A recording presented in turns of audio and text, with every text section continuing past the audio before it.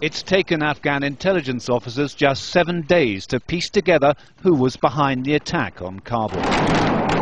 Their evidence comes from a man arrested 24 hours later, who admitted he sheltered the suicide bombers and took them to one of their targets in the capital city.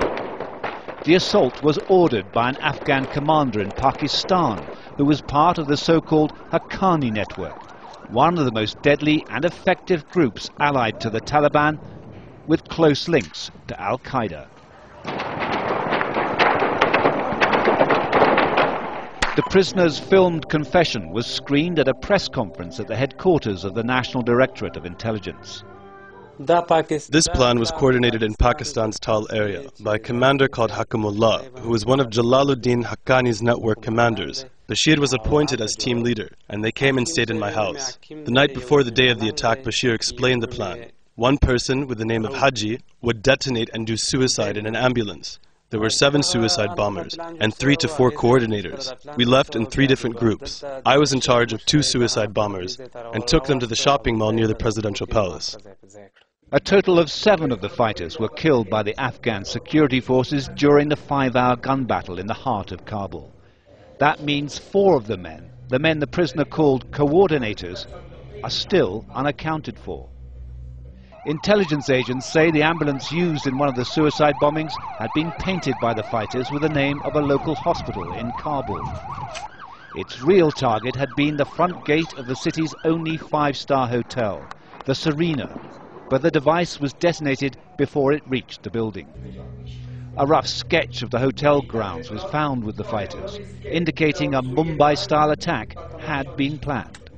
The Afghan intelligence agency also showed confessions from men who were behind previous suicide bombing attacks, who claimed they received their training in Pakistan. They sent me for training to Miram Shah in Waziristan. I spent 1 month being taught about guns, suicide vests and explosives. When I got back to Ghazni, I helped train 15 Taliban fighters. I made a suicide vest for them. I heard when I came back to Kabul that one of those vests was used in an attack on the Deputy Chief of Afghanistan's intelligence forces. And as dusk fell in the capital city Tuesday, another attack by a suicide car bomber. This time right outside the front gates of an American military base named Camp Phoenix. Shortly after the attack, the Taliban claimed responsibility. They said they launched a suicide bomber against foreign troops. This is the most dangerous road in Afghanistan. It's just to the east of Kabul and leads down to Jalalabad, one of the main convoy routes for NATO and American supplies. Only hours earlier, an alert had been issued that a suicide bomber was in the city, target unknown.